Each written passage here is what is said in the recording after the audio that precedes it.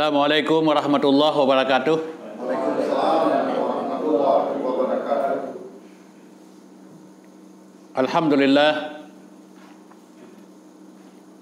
alladzi arsala rasulahu bil huda wa dinil haq liyudhhirahu 'alad dini kullihi walau karihal musyrikun.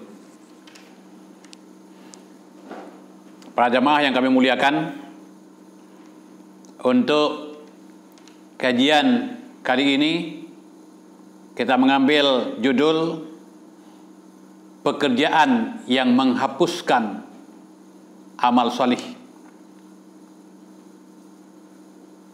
Dalam kehidupan sebagai seorang muslim, tentu kita berusaha untuk senantiasa hidup ini bermakna, hidup ini berguna untuk ketaatan kepada Allah Subhanahu wa taala.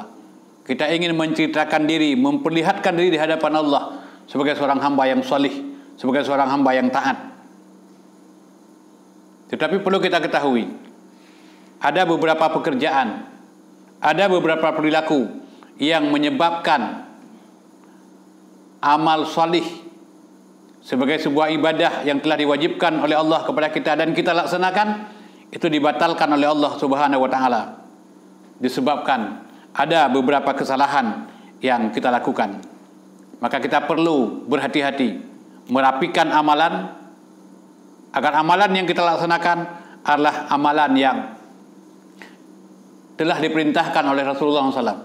Sebab nanti pada hari kemudian, setelah manusia dibangkitkan, catatan amal diperlihatkan, itu semua orang bertanya-tanya, di mana salatku?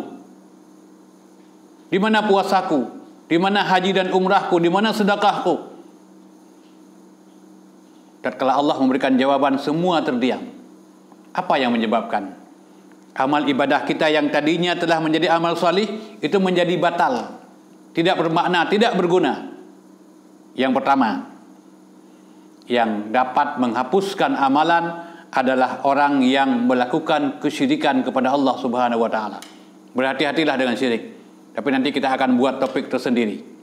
Kita akan bahas secara lebih mendetil tentang kesyirikan. Di dalam Al-Quranul Karim Allah berfirman pada surat Az-Zumar ayat 65. Wa laqad uhiya ilaika, dan kami telah wahyukan kepada engkau wahai Muhammad, wa ilal ladzina min qablik, dan kami telah wahyukan kepada rasul-rasul yang sebelum engkau, la in asyrakta, jika kamu melakukan kesyirikan, menyekutukan Allah dengan sesuatu, la yahbatanna amaluka, maka Allah akan membatalkan semua amalmu, wala takunanna minal khasirin, dan pada hari kemudian kamu akan menjadi orang yang merugi. Berhati-hati dengan syirik. Syirik dosa besar yang tidak diampuni oleh Allah Subhanahu wa taala. Dalam surat yang keempat, surat An-Nisa ayat 48, Allah berfirman, innallaha la yaghfiru an yushraka bih, sesungguhnya Allah tidak mengampuni dosa syirik, wa yaghfiru ma duna zalika liman yasha, Allah mengampuni dosa selain daripada syirik bagi siapa yang dikehendakinya. Berhati-hatilah. Itu yang pertama. Kemudian yang kedua. Yang kedua, yang dapat menghapuskan amal salih adalah orang murtad. Orang murtad itu orang yang keluar dari Islam. Tapi lihat di Quran, jangan lihat di tempat lain. Karena ada di tempat lain nanti kalau dilihat ada orang yang dibolehkan murtad. A'udzubillahi min dzalik. Dalam pasal 28. Itu orang boleh tukar agama, tapi kita tidak bicara itu. Kita bicarakan adalah hari ini firman Allah Subhanahu wa taala dalam surah Al-Baqarah ayat 217. Wa may yartadid minkum an dinihi, barang siapa yang murtad dengan agamanya, dia keluar dari Islam, murtad dengan agamanya, fayamut, kemudian dia mati, wa huwa kafirun, maka dia dihitung dalam keadaan mati kafir. Berhati-hatilah. Maka ada usaha kelompok lain hari ini ingin berusaha untuk memurtadkan umat Islam. Maka untuk membentengi itu kita perlu memperkuat akidah, memperkuat keyakinan, memperkuat keimanan agar terbentengi dengan rayuan pihak musuh yang ingin supaya umat Islam itu murtad. Jadi orang yang murtad kemudian dia mati, itu mati dalam keadaan kafir. Fa ulaika habitat a'maluhum fid dunya wal akhirah, maka semua amalnya di dunia dan di akhirat dibatalkan oleh Allah Subhanahu wa taala.